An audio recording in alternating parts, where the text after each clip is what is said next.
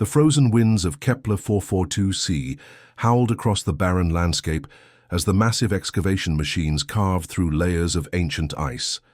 Dr. Hyun-woo Kim pulled his thermal suit tighter against the bitter cold, watching the holographic displays that showed the deep core drilling progress. Steam rose from the boreholes as superheated plasma cutters melted through ice that had remained untouched for thousands of years. "Another 200 meters, and we should reach the anomaly layer," called out Dr. Minna Park from her control station inside the heated research dome. Her fingers danced across the quantum scanners, adjusting frequencies to penetrate deeper into the moon's frozen heart. The Galactic Council had assigned their best archaeological team to investigate the strange readings detected by long-range survey probes, but nobody expected what they were about to uncover. The excavation site buzzed with activity as alien workers from a dozen different species operated the heavy machinery. Tall blue-skinned Zephyrians with their forearms made quick work of moving debris, while the insectoid Chitauri used their natural ability to navigate tight spaces to install sensor arrays in the drilling tunnels. Overhead, sleek council shuttles arrived and departed regularly, bringing supplies and taking away ice samples for analysis. Commander Jae-sung Lee stood on the observation platform, his breath forming small clouds in the frigid air as he supervised the human contingent. As the official representative of Earth's colonial government, he had fought hard to ensure humanity had a voice in this expedition. Most council members still viewed humans as newcomers to the galactic community, a young species that had barely mastered faster-than-light travel 3 centuries ago. "Sir, you need to see this." Minna's voice crackled through the communication system, urgency replacing her usual calm professionalism. "The scanners are picking up something incredible down there." Hyun-woo hurried into the dome, shaking ice. Crystals from his suit. The central display showed a 3-dimensional map of the excavation site, with bright red markers indicating the detected anomalies. What he saw made his heart skip a beat. 12 massive structures, Minna continued, her voice trembling with excitement. Each one is at least 15 kilometers long, buried under 12 kilometers of solid ice. The metal composition is unlike anything in our databases. It's not just unknown, it's impossible based on our current understanding of materials science. The shapes on the screen were clearly artificial, with smooth curves and angular sections that could only be the work of intelligent design. They lay in perfect formation, as if they had been deliberately placed in their icy tomb. The largest structure sat at the center, with the others arranged in a precise geometric pattern around it. Commander Jae-sung joined them in the dome, his weathered face creased with concern. Could they be weapons? Some kind of ancient defense system? "The energy signatures are completely dormant," Hyun-woo replied, studying the readouts. "Whatever they are, they've been inactive for a very long time. But the preservation is remarkable. The ice has protected them from cosmic radiation and stellar winds." Other council members began arriving as word of the discovery spread. The hulking, bear-like Krex delegate, war leader Torgan, stomped into the dome with his usual aggressive posture. "Bah! Probably just more Zephyrian ruins. Their ancestors were always building useless monuments." Ambassador Silthari of the Zephyrian Empire floated gracefully on her anti-gravity platform, her forearms gesturing dismissively. "These readings predate our earliest colonies by millennia. Even our most ancient texts make no mention of settlements in this sector." The tension in the dome was thick enough to cut with a knife. Each species in the Galactic Council took pride in their ancient heritage and advanced civilizations. The discovery of technology that predated them all was challenging everything. They thought they knew about galactic history. "Beginning linguistic analysis now," announced Dr. Minna as she activated the cultural interpretation software. The system would scan any visible markings or symbols on the structures and compare them against the vast database of known languages and writing systems. The minutes ticked by slowly as the quantum processors worked through billions of possible combinations. The dome fell silent except for the hum of machinery and the whistle of wind outside. Everyone waited with growing anticipation for the results that would reveal the origin of these mysterious artifacts. When the analysis completed, the results appeared on the main screen in stark, impossible clarity. The symbols were definitely recognizable, but their identification sent shockwaves through the assembled delegates. Ancient human script, Mina whispered, her voice barely audible. Korean characters, but in a dialect that predates our oldest historical records by at least 50,000 years. Commander Jae-sung stepped forward, his face grave as he studied the alien yet familiar markings. Those are definitely human characters, but the writing style in this, it's older than anything we have in our archives. Older than the founding of the Korean nations, older than our first space colonies. The implications hit the room like a thunderbolt. Humanity was considered one of the youngest spacefaring races in the galaxy. Their first faster-than-light ships had launched only 300 years ago, and they were still establishing their second wave of colonial settlements. Yet here was evidence of human technology that existed when the oldest galactic civilizations were still learning to work metal. War leader Torgan's massive fists clenched as he processed this information. The Krek's hegemony had built their entire culture around being the galaxy's premier military force, the strongest and most advanced warriors among the stars. The idea that humans might have once possessed technology far beyond their own was almost too much to accept. Ambassador Silthari's elegant features showed her confusion and concern. The Zephyrian Empire prided itself on being the galaxy's oldest, continuous civilization, keepers of ancient wisdom and advanced science. If humans had been building starships when the Zephyrians were still a primitive species, it would shatter their understanding of their own history. The Discovery Chamber fell into stunned silence as the full weight of the revelation settled over everyone present. Deep beneath the ice of this forgotten moon, humanity's ancient past was about to rewrite the history of the entire galaxy. The excavation camp on Kepler 442c had grown into a small city over the past 3 weeks. Prefabricated domes and landing platforms dotted the icy landscape as scientists from across the galaxy worked around the clock to uncover the mysterious buried fleet. Massive thermal generators melted through the ancient ice, while robotic mining drones carefully extracted debris from around the colossal ships. Engineer Ki-jun Park was running routine maintenance on the primary power coupling when disaster struck. The quantum energy conduit he was repairing suddenly arced with brilliant blue electricity, sending a massive power surge directly into the hull of the nearest buried vessel. The feedback was so intense that it knocked Ki-jun backward, his environmental suit systems temporarily overloaded. "Emergency in Section 7, he called into his communicator, struggling to get back on his feet. "We've got a major power surge situation here." But before the response teams could react, something extraordinary began to happen. Deep beneath the ice, ancient systems that had slumbered for millennia suddenly sparked to life. The hull of the buried ship began to glow with a soft, pulsing light that grew brighter with each passing second. Dr. Hyunwoo Kim was analyzing mineral samples in the main research dome when the ground began to shake.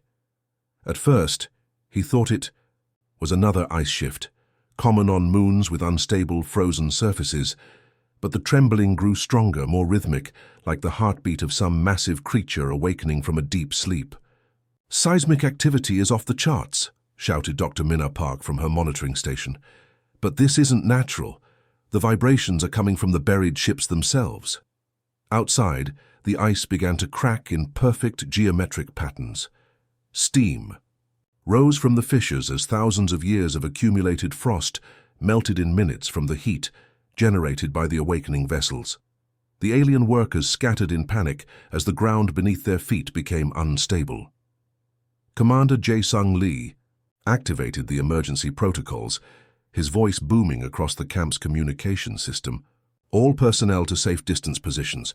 This is not a drill. Repeat, all personnel evacuate to minimum safe distance." But evacuation became impossible as the ice sheet began to rise. The 12 buried ships were pushing upward through kilometers of frozen water, their ancient hulls cutting through the ice like knives through paper. The largest vessel broke the surface first, its massive bow emerging from the cracking ice field with a sound like thunder. Captain Soo-jin Choi had arrived just 2 days earlier as the official representative of Earth's space fleet, but nothing in her military training had prepared her for this moment. She stood on the observation platform of the main research dome, watching in awe as ships larger than entire space stations rose from their icy tomb. The vessels were magnificent and terrifying at the same time. Each one stretched over 15 kilometers from bow to stern, with hulls that seemed to absorb light rather than reflect it.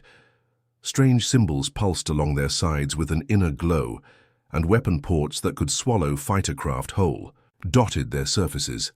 They looked nothing like modern human ships, yet something about their design felt familiar, as if humanity had once built such wonders and then forgotten how. The lead ship was the most impressive of all. As it cleared the ice completely and hovered in the thin atmosphere, ancient Korean characters became visible along its hull. Even in the archaic script, the name was readable: Eternal Vigil.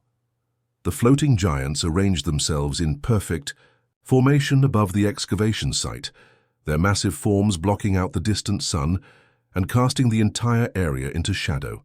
The smaller ships took positions around their flagship like an honor guard, their hulls gleaming with that strange, otherworldly sheen that seemed to bend light around them.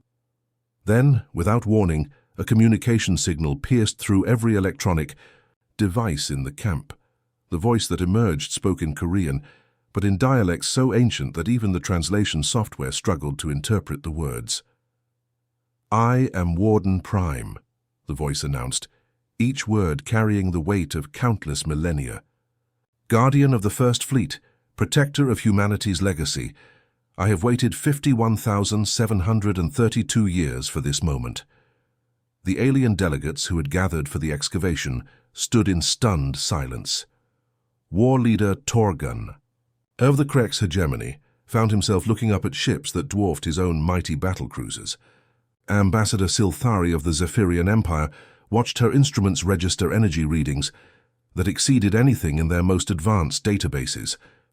Captain Sujin stepped forward, her hands trembling as she activated her communication device. Her voice cracked with emotion as she spoke. Who were you waiting for?" "For humanity's children to find their way back to the stars," Warden Prime replied, the ancient voice carrying both joy and infinite sadness. "For the inheritors of the First Empire to reclaim their birthright." The ships above began to pulse with brighter light, and suddenly holographic displays materialized throughout the camp. Star maps appeared in mid-air, showing the galaxy as it had existed tens of thousands of years ago. Trade routes, colony worlds, and defensive positions stretched across vast distances, all marked with human symbols and Korean text. "Your ancestors built the first galactic civilization," Warden Prime continued, his voice now coming from speakers that had materialized on the ships themselves. "They brought peace to 1,000 worlds, uplifted younger races, and stood guard against threats from beyond the stars. When the great enemy came, they scattered their fleets and went into hiding, waiting for the day when their descendants would be strong enough to carry on their legacy." Dr. Minna watched her instruments register impossible readings from the ancient ships. Their power sources were beyond anything she had ever seen, their technology so advanced that it seemed like magic. Yet they were undeniably human in origin, built by people who shared her genetic heritage, but possessed knowledge that had been lost to time. The implications were staggering.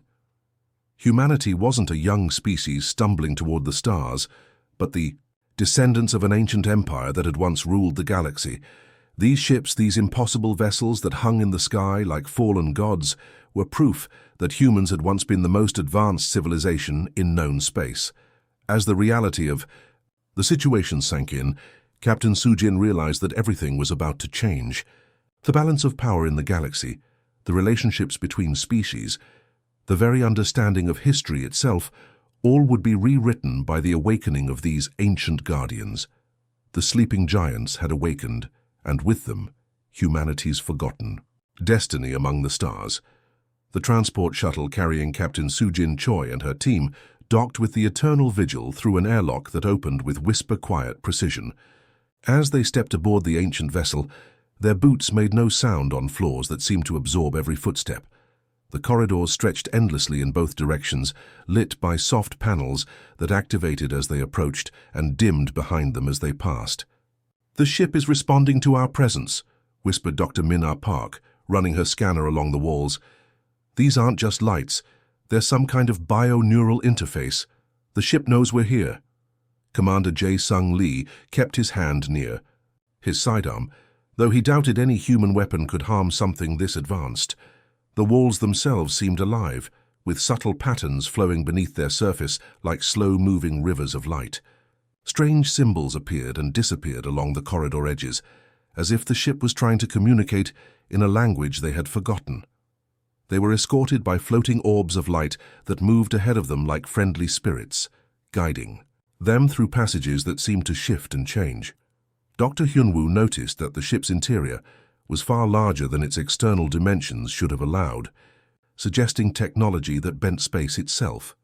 The secure briefing chamber they eventually reached was a marvel of ancient engineering.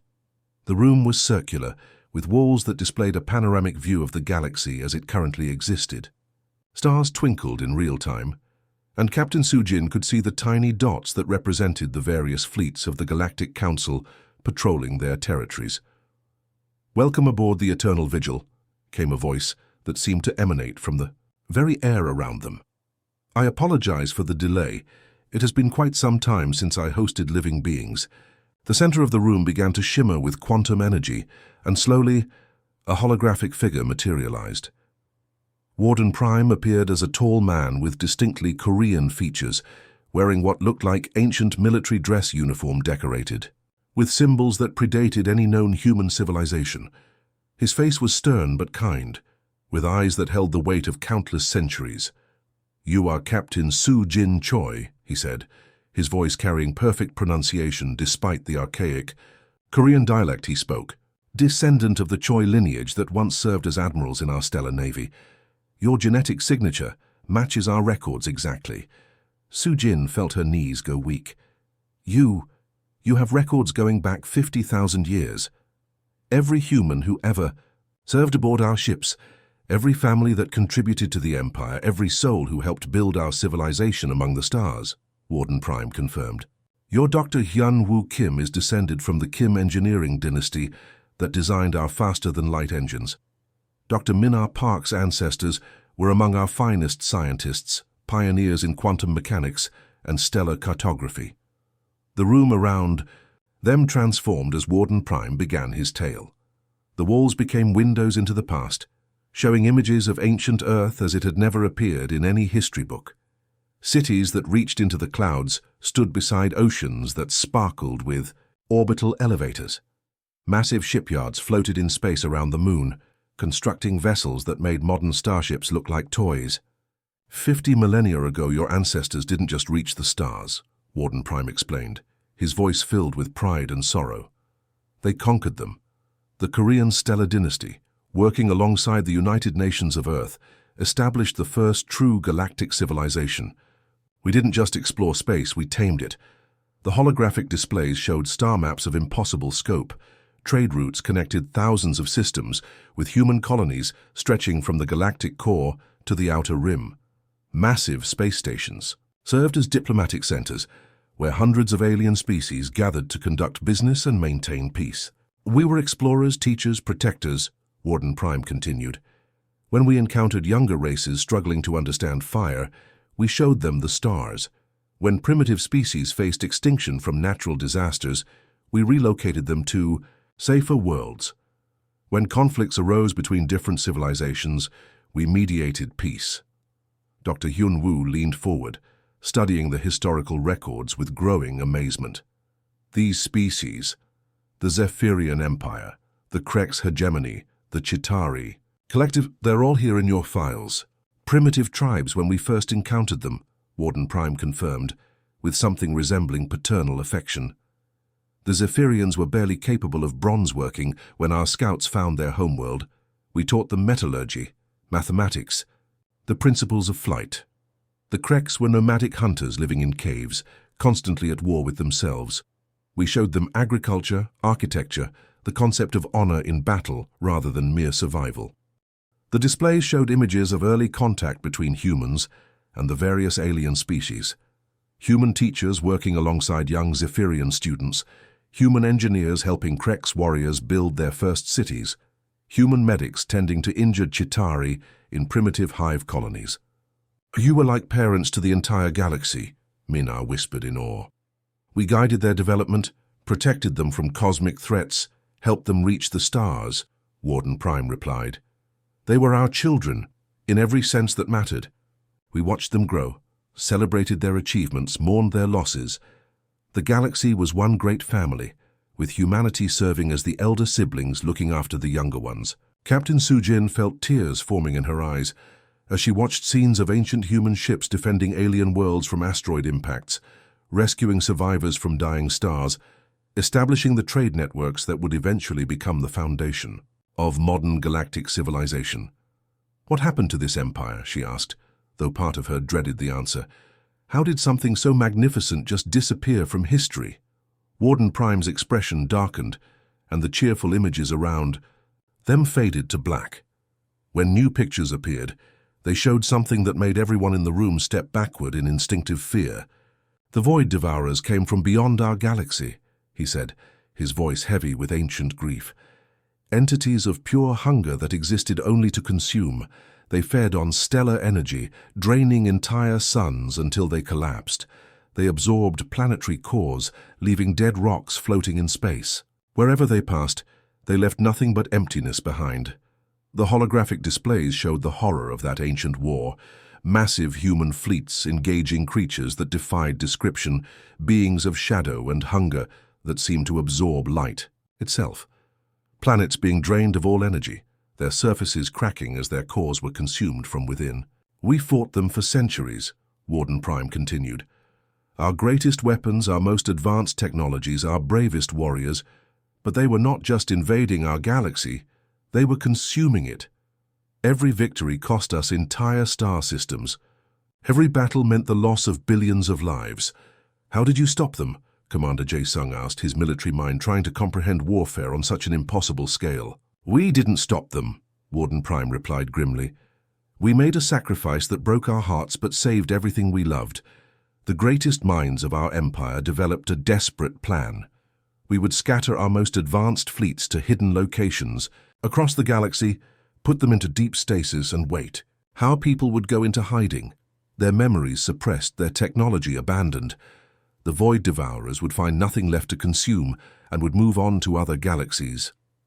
The room fell silent as the implications sank in. Humanity hadn't been destroyed by some great catastrophe. They had voluntarily given up their empire, their technology, their very identity, to save the galaxy they loved. We became primitives again, starting over from nothing, Warden Prime explained. But we left guardians behind, fleets like this one, waiting for the day when our descendants would rediscover their heritage and have the strength to face the threat that still lurks beyond the galactic rim. Captain Sujin looked around at her team, seeing her own shock and wonder reflected in their faces. They were not just humans who had stumbled into space exploration. They were the children of the galaxy's greatest civilization, inheritors of a legacy that spanned the stars themselves. The news hit the galaxy like a shockwave traveling faster than light itself. Within hours of the first transmissions from Kepler 442c, every major news network across 1,000 worlds was broadcasting the impossible truth. Humans, the species most civilizations considered barely capable of interstellar travel, had once ruled the entire galaxy as its supreme power. On the volcanic homeworld of the Krex hegemony, war leader Torgun stood in the great council chamber, surrounded by his most trusted generals. The massive warrior's face turned deep purple with rage as he watched the holographic displays showing the ancient human warships hovering above the excavation site. "Impossible!" he roared, his voice echoing off the obsidian walls. He grabbed his ceremonial drinking cup, forged from the armor of his first defeated enemy, and hurled it against the wall where it shattered into 1,000 pieces. The humans are weaklings, soft creatures who build with words instead of weapons. They cannot have once ruled the galaxy. General Vex Thul, his scarred lieutenant, stepped forward cautiously. "My lord, the evidence appears authentic. Our intelligence networks confirm that 12 massive vessels have awakened from beneath the ice. Their technology readings are beyond anything in our current databases." "Then we will destroy them," Torgun bellowed, slamming his massive fist onto the war table. "If these ships truly exist, they are relics of the past. The Kreks are the galaxy's supreme warriors now. We will not bow to ghosts. But even as he spoke, reports were flooding in from across Krek space. Ancient installations were powering up on remote moons and asteroid bases. Structures that had been dismissed as natural formations were revealing themselves to be dormant human outposts, awakening after 50,000 years of silence. On the elegant crystal spires of the Zephyrian capital world, Ambassador Silthari floated through the halls of government in a state of deep confusion.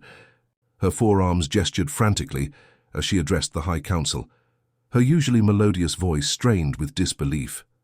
"The implications are staggering," she said, her anti-gravity platform carrying her around the circular chamber.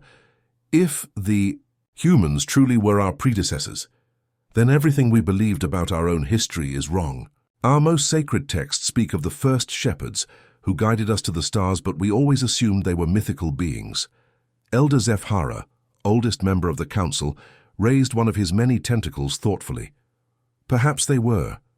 Not myths, after all. Our ancient songs speak of teachers who came from the sky, showing us the secrets of metal and flight. We dismissed these as primitive legends, but what if they were memories?" Meanwhile, on dozens of other worlds, the reactions varied wildly. The peaceful healers of Andromeda sent messages of joy and welcome, eager to reunite with the descendants of their ancient protectors. The proud Stellar Merchants Guild saw opportunity in renewing trade relationships with humanity's hidden empire. But the more militaristic species felt their foundations shaking. Captain Sujin Choi worked around the clock in the command center that had been hastily established aboard the Eternal Vigil.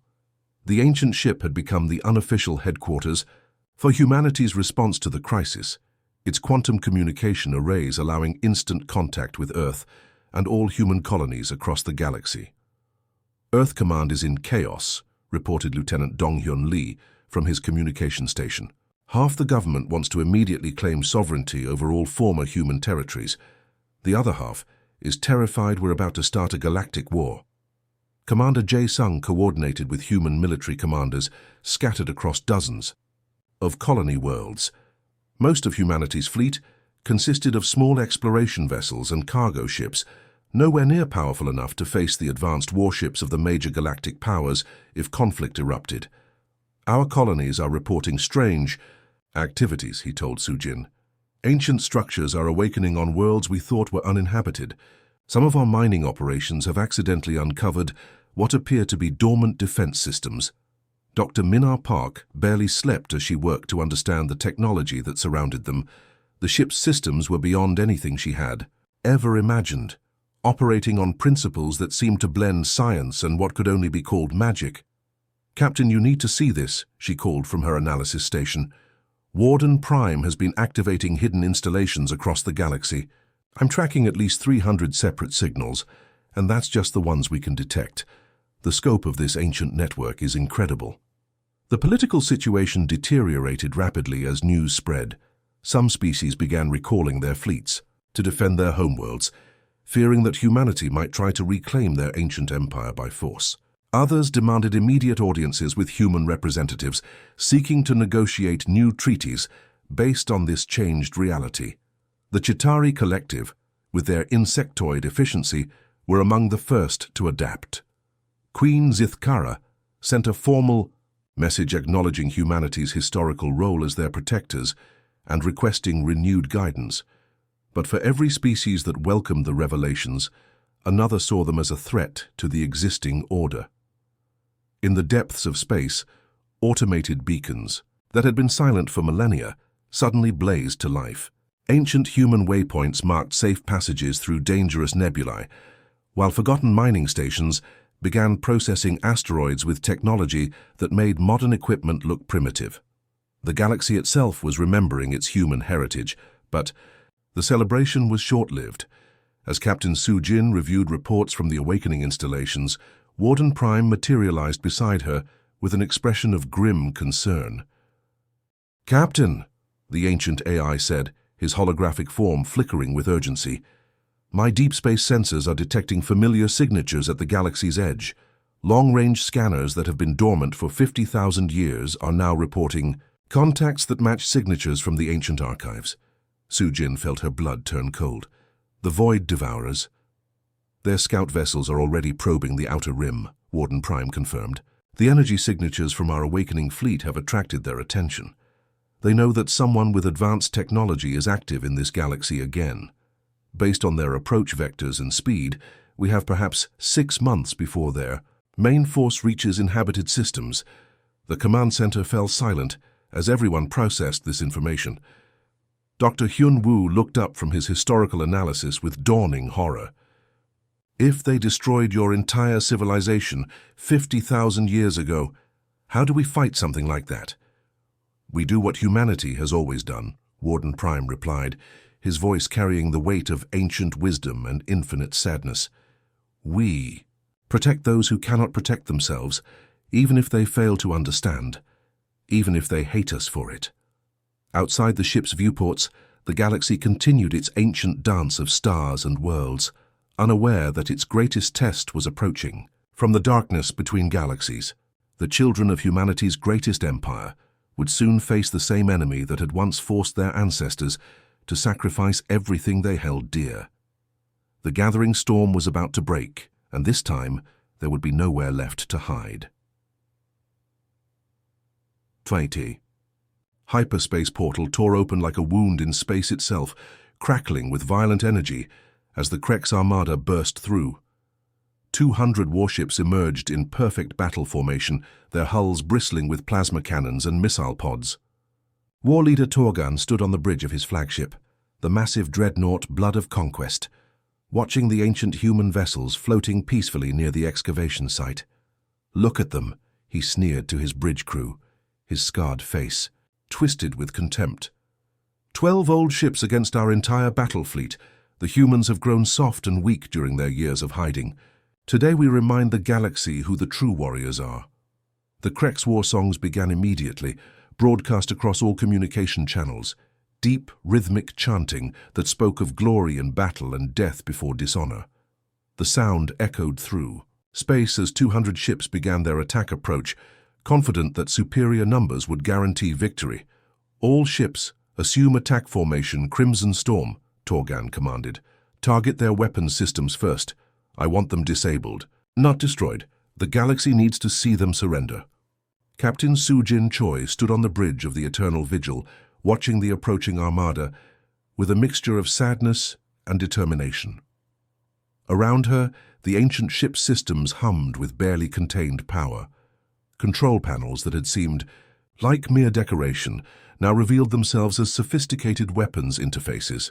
"Warden Prime," she said quietly, "can we avoid this fight?" The AI's holographic form materialized beside her, his expression grave.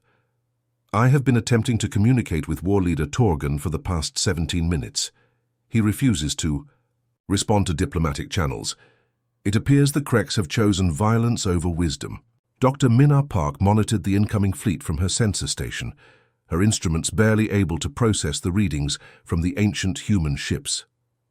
"Captain, our vessels are powering up systems I didn't even know existed. The energy levels are incredible." The first Krex missiles streaked across space, seeking their targets with deadly precision, but they never reached the human ships. Instead, they simply vanished, disappearing into ripples of bent space-time that formed around the ancient vessels like protective shields. "Impossible!" Torgan roared from his command chair. "No shields can deflect our quantum torpedoes." The ancient human ships moved with grace that defied their massive size.